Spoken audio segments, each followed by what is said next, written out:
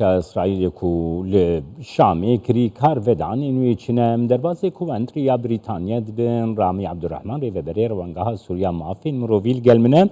e silav bote birêz Ramî Abdurrahman. Birêz Ramî gelo rewş piştî êrîşa li Şamê li hemberî konsulxaneyê xerabtir dibe nirxandina te çawa ye?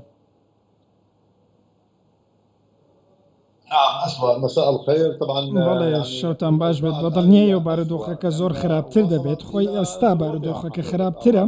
چونکە ئێستا گەیشتوتە لووتکەی خراپی خۆی ئێمە گەیشتونەتە قۆناغێک ئێستا ئێران ناچارە بۆی وەڵام داتەوە چونکە کوشتنی یەکێک لە سەرکردەکانی سەرکردەیەکی لە پێشێنەی ئێران دەخاکتە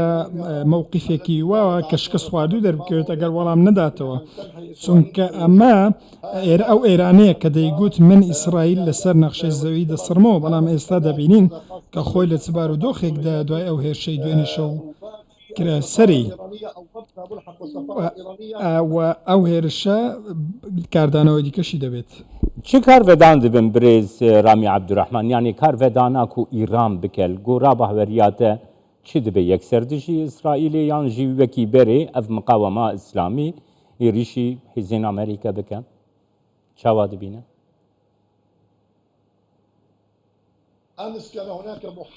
دوێنێ هەوڵێکە بوو بۆ هێرشکردنە سەر بنکەی چەند نەف لە ڕێگەی درۆنێکەوە درۆنەکە خراە خوارەوە ئێمە بەڕاستی ترسی ئەوەمان هەیە کە ئێران هێرش بکاتە سەر عێراق و هێرش بکاتە سەر هەرێمی کوردستان بە بەهانەی ئەوەی کە مۆسادی لێە و هێرش بکاتە سەر سووریا بە بەهانەی ئەوەی کە مۆسادی لێ لە کاتێکدا ئێران زۆر چاک دەزانێت کە موشەکەکانی دەتوانن وەزارەتی بەرگری ئیسرائیل بکەنە ئامانزنەک ناوچەیە کە مۆسادی لێنی و بانگەشەوە بکات دەتوانێت بنکەی کارەبای ئیسرائیل بردومان بکات دەتوانێت هێرش بکاتە سەر خۆی ئیسرائیل بۆیە پێویستە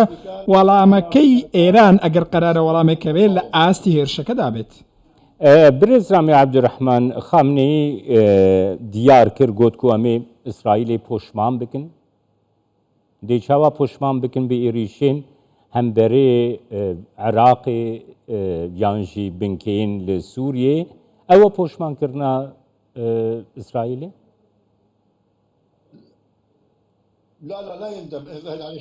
ئەمە پەشیمانی ناکاتەوە وەکو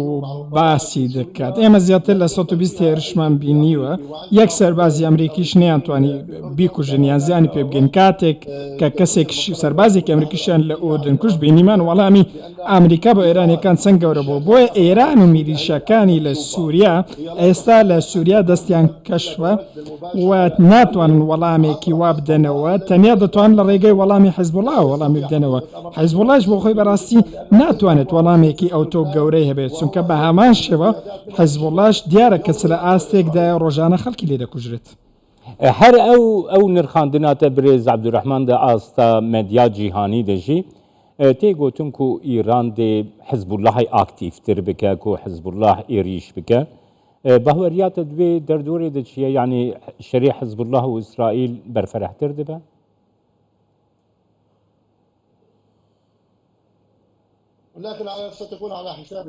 بەڵێ بەڵام ئەمە لەسەر حسابی خەڵکی لوبنان دەبێت چونکە ئەم شەڕە لە بەرژەوەندی ئێرانە 2000 بەڕاستی من نازانم بۆچی پێویستە خەڵکی ناوچەکە بازی پرۆژەکانی ئیسرائیل و ئێران بدات بۆچی بازی کێشەکانی ئەوە بدات بە عێراق و بە کورد و بە هەموو پێکاتەکان و نەتەوەکانەوە لە سووریا لە گەلی لوبنان من بەڕاستی لەوە تێناگەم بۆچی ئەگەر شەڕێکی ڕاستەقینە لە نێوان ئێران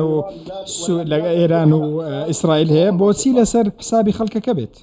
birêz Ramî Abdurrahman kargeriya vê êrîşê dikarê tesîrekê li şerê İsraîl Hemas bikin?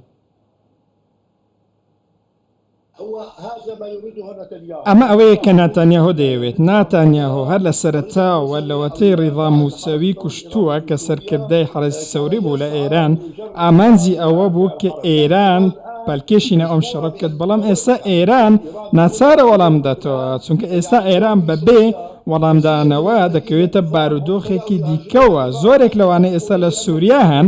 تەنانەت ئەمان هێرش دەکەنە سەر ئێران و پێی دەڵێن تۆ وەڵامت نییە هێرش دەکرێتە سەر سووریا بە ناوی تۆ بەڵام تۆ وەڵامت نییە. سپاس بۆتە برێز ڕامی عەبدوڕەحمان ڕێڤەبەرێ ڕەوەنگەها سووریا مافی مرۆڤیش کوێنتریل گەلمم بووی.